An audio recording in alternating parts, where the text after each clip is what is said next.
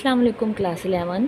बेटा last time हम लोगों ने चैप्टर नंबर 14 का फर्स्ट लेक्चर लिखा था, उसकी थ्योरी देखी थी, ठीक है, और एग्जांपल नंबर 3 तक किया था। आज हम लोग सेकंड पार्ट देखते हैं उसका। नेक्स्ट मेरे पास टॉपिक है प्रॉपर्टीज़ ऑफ वेक्टर। वेक्टर्स की कौन सी प्रॉपर्टीज़ है बेटा वो डिस्कस की हुई हैं। कहते हैं लेट यू वी एंड डब्ल्यू be vectors in the plane. कहते हैं हमारे पास कोई 3 वेक्टर हैं, एक यू है, वी है एंड डब्ल्यू है। ये प्लेन के अंदर वेक्टर है या फिर स्पेस के अंदर है, ठीक है।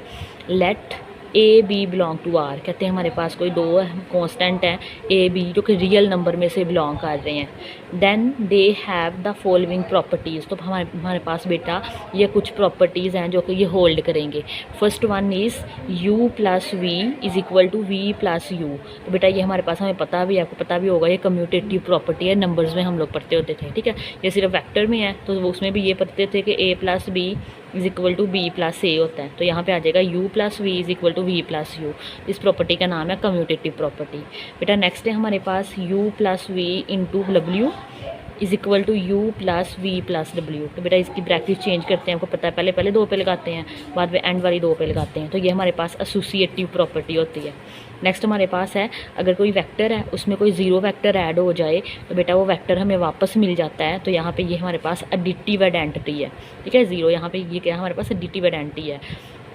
नेक्स्ट हमारे पास u प्लस माइनस 1 है, साथ में u वेक्टर है, मतलब एक वेक्टर u है, उसका हमारे पास इन्वर्स ले लिया हम लोगों ने।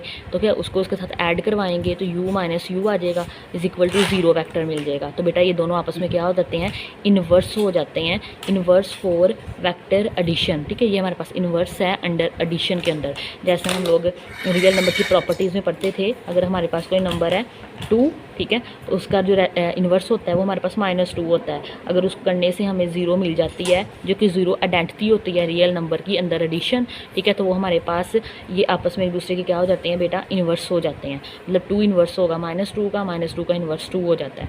तो ये भी सेम प्रॉपर्टी है। नेक्स्ट हमारे पास है डिस्ट्रीब्यूटिव प्रॉपर्टी। इसमें हमारे पास होता है कोई स्केलर एक बाहर से आप मल्टीप्लाई करवा रहे हैं कोई नंबर u वी प्लस डब्ल्यू के साथ, तो a v के साथ भी मल्टीप्लाई हो जाएगा और एक w के साथ भी मल्टीप्लाई हो जाएगा।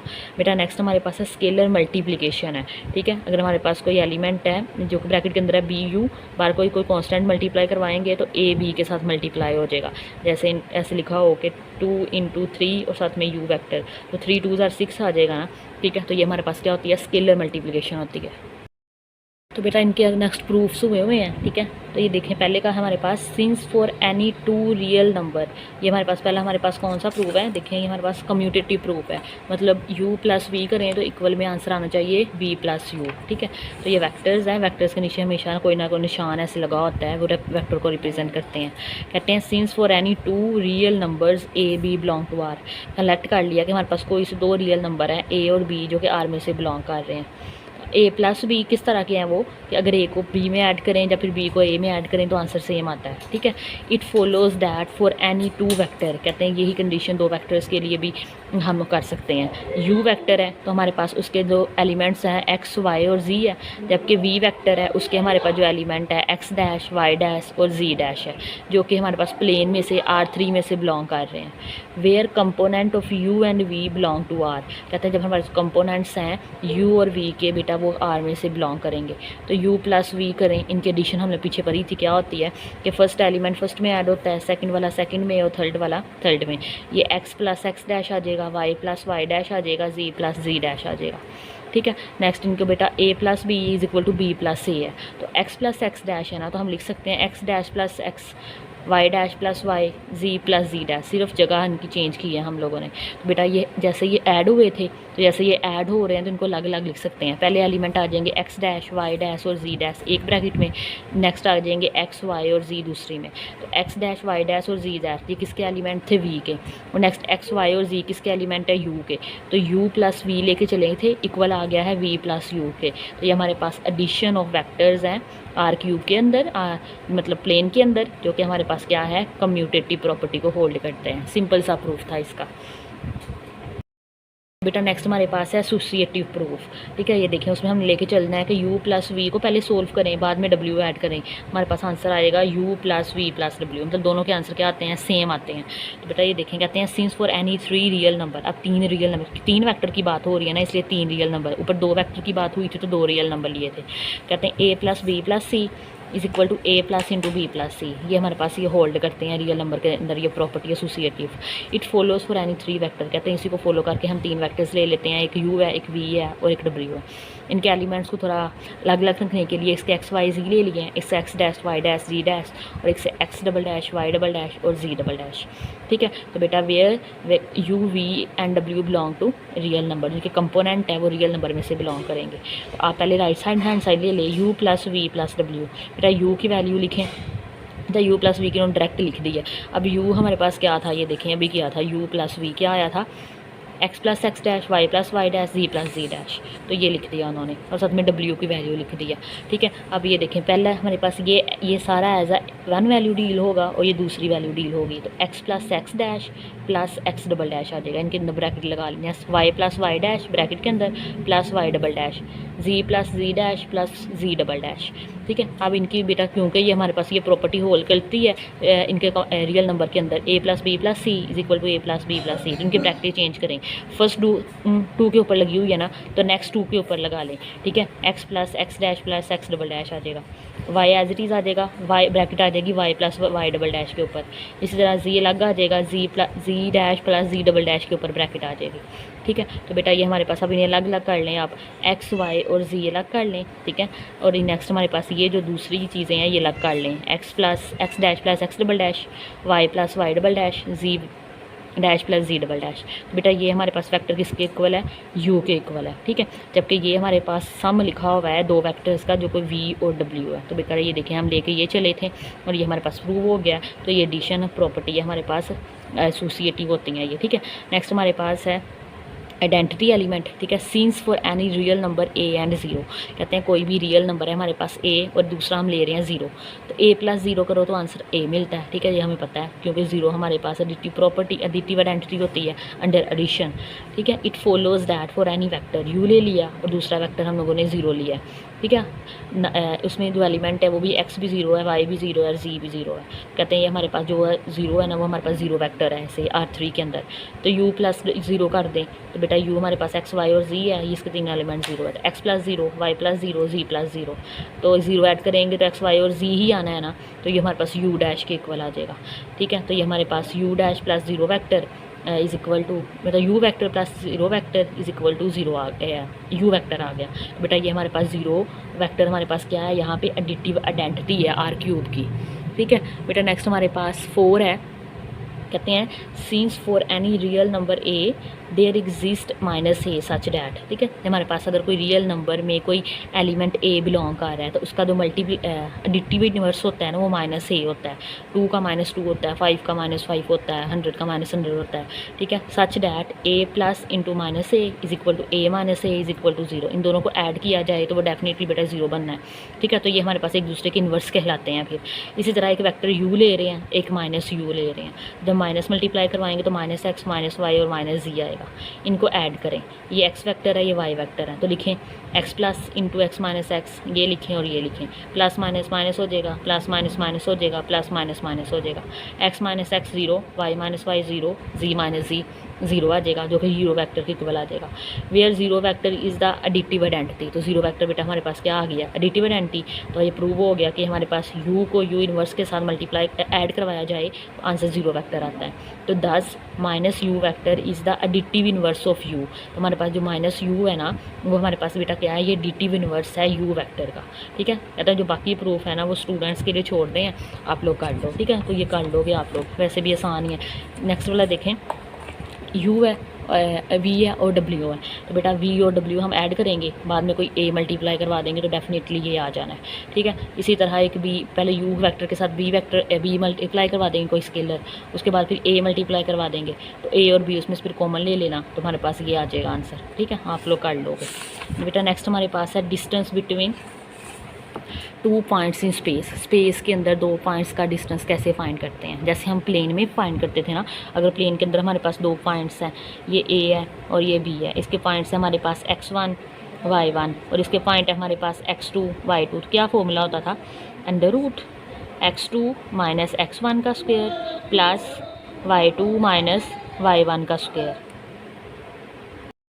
बेटा इसी तरह हमारे पास ये हमारे पास प्लेन के हैं और ये हमारे पास स्पेस के पॉइंट्स हैं। स्पेस में हमारे पास 3 पॉइंट्स होते हैं, ठीक है, जो हमें पता 3 कोऑर्डिनेट होते हैं x, y और z, ठीक है। तो इसी तरह ये देखें, कहते हैं if OP1 and OP2 are the position vectors.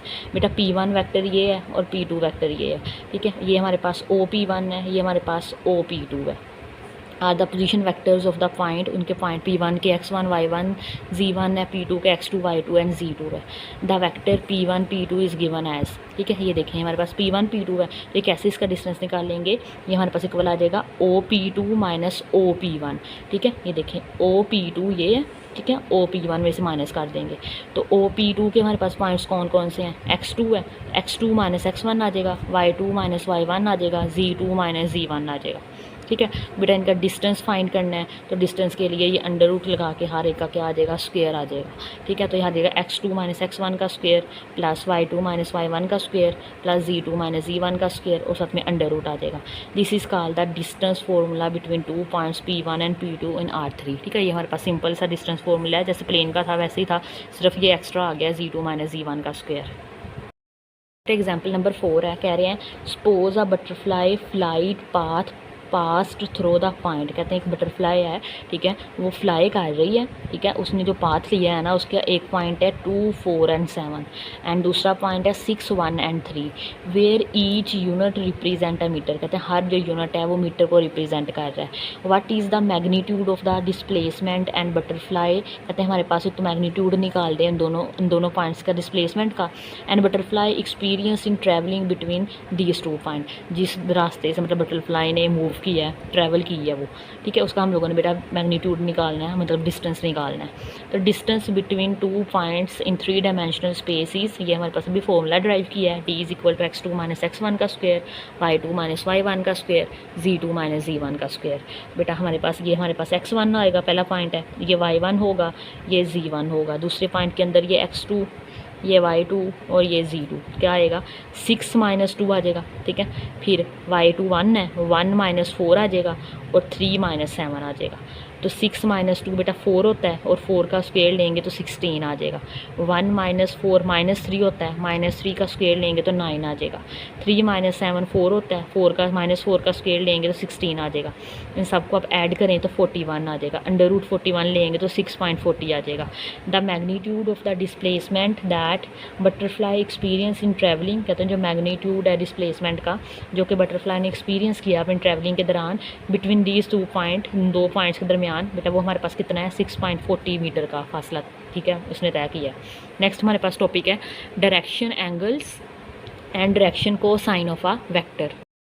तो बता ये देखिए हमारे पास कहते हैं लेट कर लिया आर हमारे पास ओ पी वेक्टर की इक्वल है। ये देखिए साथ में फिगर, ये हमारे पास वाई एक्सीज है, ये जी एक्सीज है और ये एक्स एक्सीज है और ये कोई वेक्टर है पी जो कि ओ पी को रिप्रेजेंट कर रहा है।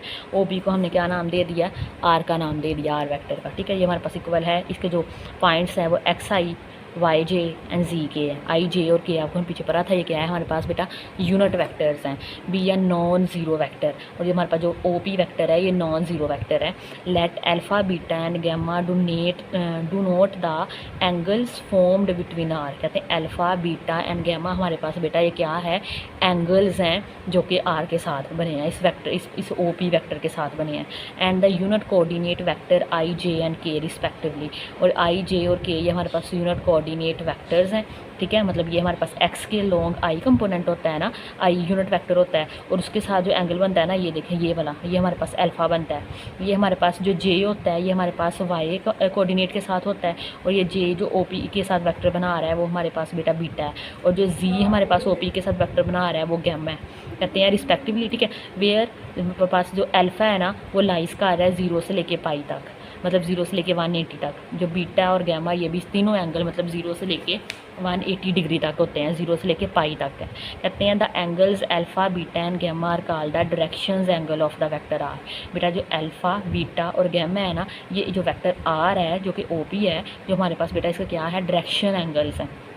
The numbers cos alpha cos beta and cos gamma are the direction cosine. अगर इनके साथ कोज लगा देना बेटा तो हमारे पास क्या बन जाती है, डायरेक्शन को साइंस बन जाएंगे इस वेक्टर आर के। नेक्स्ट हमारे पास एक इंपॉर्टेंट रिजल्ट लिखा हुआ है। रिजल्ट हमारे पास क्या है, cos square alpha plus cos square beta plus cos square gamma हमारे पास बेटा 1 के इक्वल आता है। ठीक है, ये एज आ फॉर्मूला आप याद भी रख लेना। ठीक है, इसका प्रूफ देखते हैं। तो बेटा ये हमारे पास सबसे पहले फिगर बनाई हुई है, ये x एक्सिस है, ये y एक्सिस है और ये z एक्सिस है और ये OP वेक्टर है हमारे पास। ठीक है, ये पॉइंट हमारे पास जा रहे हैं, आपको पता है अलॉन्ग द x एक्सिस हमारे पास y और z 0 होता है तो सिर्फ x का पॉइंट आ जाएगा। इसी तरह अलॉन्ग y एक्सिस हमारे पास x और z 0 होता है, सिर्फ y का पॉइंट आ जाएगा। और लॉन्ग z एक्सिस x और y 0 होते हैं तो z का पॉइंट आ जाएगा। ठीक है, सबसे पहले लेट कर लो कि हमारे पास जो r वेक्टर है, ठीक है, ये जला OP को r वेक्टर बोला हुआ है। ठीक है, r वेक्टर है वो हमारे पास बेटा क्या है, x y और z ब्रैकेट्स के अंदर। जब ब्रैकेट्स खोल के लिखने हैं ना, साथ में यूनिट वेक्टर लिखने होते हैं, xi plus yj plus z के। ठीक है, तो बेटा इसका पहले मैग्नीट्यूड ले लें। मैग्नीट्यूड का फॉर्मूला हमारे पास क्या है, x का स्क्वायर y का स्क्वायर जमा z का स्क्वायर आ जाएगा और साथ में अंडर रूट आ जाएगा जो कि r के इक्वल है। ठीक है, इसे r के इक्वल रखा हुआ है हम लोगों ने।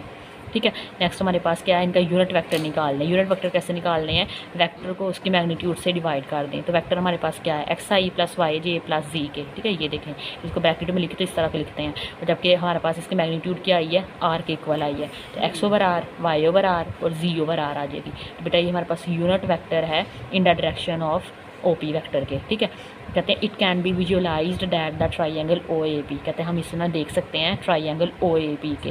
बेटा ये देखें, ये P पॉइंट है ना, यहाँ पे ये O है, तो O A और P बेसिकली ये नीचे ऐसे का परपेंडिकुलर ऐसे गिराते हैं ना, तो ये बेसिकली ये क्या बना हुआ है, ये 3 डायमेंशन है ना, इसलिए यहाँ पे ट्राइंगल बाकायदा तौर पे हमें नज़र नहीं आ रही है, उन्होंने अलग से करके ये बना दी है। ठीक है, ये पॉइंट हमारे पास O है, ये P है और ये हमारे पास इसे परपेंडिकुलर गिरा के ये पॉइंट A बना दिया है और ये लॉन्ग दा क्या है, x एक्सिस है। तो यहाँ पे x एक्सिस है, ये OP हमारे पास r वेक्टर है। ठीक है, ये जो एंगल हमारे पास x एक्सिस के साथ बनता है, ये देखो जो x एक्सिस के साथ एंगल बनता है ना वो अल्फ़ा बनता है, तो वो अल्फ़ा आ गया हमारे पास। ठीक है, और ये 90 डिग्री का एंगल है एट पॉइंट A के ऊपर। कहते हैं it can be visualised that the triangle OAP is the right triangle. कहते हैं OAP हमारे पास बेटा क्या है, राइट ट्राइंगल है और एंगल जो A है वो 90 डिग्री का है। तो राइट ट्राइंगल है हमारे पास। कोज अल्फ़ा हमारे पास बेटा क्या होता है, कोज का फॉर्मूला होता है कोज अल्फ़ा OA, मतलब हमारे पास क्या आएगा, बेस ओवर हाइपोटेनियस आएगा। ठीक है बेटा, ये देखें ये हमारे पास 90 डिग्री है ना, तो ये सैम्पल 90 डिग्री का, 90 डिग्री के हमेशा जो सामने होता है ना वो हाइपोटेनियस होता है। ठीक है, और ये जो एंगल अल्फ़ा है जो इस एंगल के सामने होता है वो हमारे पास बेटा परपेंडिकुलर होता है और ये हमारे पास फिर बेस होती है। तो कोज अल्फ़ा का फॉर्मूला होता है बेस ओवर हाइपोटेन्यूस। बेस हमारे पास क्या है बेटा, OA है। ठीक है, और हाइपोटेन्यूस हमारे पास क्या है, OP है। OA x के इक्वल है। ठीक है, और इसी तरह OP हमारे पास r के इक्वल है। तो सिमिलरली सेम कोज अल्फ़ा x ओवर r आ गया, तो कोज बीटा क्या आएगा, y ओवर r आएगा, कोज गैमा क्या आएगा, z ओवर आएगा। तो ये सारी वैल्यूज़ आ गई हमारे पास। इनको क्या बोलते हैं, ये डायरेक्शन कोसाइंस हैं OP के। ठीक है, अब हमने क्या प्रूव करना है कि इनके स्क्वेयर्स का सम करें तो बेटा हमारे पास 1 के इक्वल आना चाहिए। तो cos square alpha plus cos square beta cos square gamma. Cos square alpha है x ओवर r, तो x square over r, y square over r square और z square over r square आ जाएगा। नीचे तीनों हमारे पास कोशेंट इनके same है, तो वहाँ पे जो एलसीएम आ जाएगा वो r स्क्वायर आ जाएगा। ऊपर एज इट इज़ आ जाएंगे x square y square z square, और ऊपर हम लोगों ने ये लिखा फाइंड किया हुआ है ये r के इक्वल है। दोनों तरफ क्या करें, यहाँ पे स्क्वायर लें तो यहाँ से ये कैंसिल हो जाएगा, तो हमारे पास आ जाएगा अंडर रूट स्क्वायर से कैंसिल होगा, तो x स्क्वायर जमा y स्क्वायर जमा z स्क्वायर हमारे पास इक्वल आ गया r स्क्वायर के इक्वल। तो इसकी जगह x स्क्वायर जमा y स्क्वायर जमा z स्क्वायर की जगह हम लोग r स्क्वायर लगा सकते हैं। r स्क्वायर से कैंसिल, तो आंसर 1 आ जाएगा। ठीक है बेटा, इसी के साथ हमारे पास एक्सरसाइज 14.1 से जो पहले थ्योरी लिखी हुई थी ना वो हमने सारी डिस्कस कर ली है। ठीक है, अगर आपको इससे रेलिवेंट कोई क्वेश्चन होगा तो कमेंट कीजिएगा। एक्सरसाइज 14.1 नेक्स्ट लेक्चर में स्टार्ट करते हैं। अगर आपको आज का लेक्चर अच्छा लगा हो तो लाइक शेयर एंड सब्सक्राइब जरूर कीजिएगा। अल्लाह हाफिज़।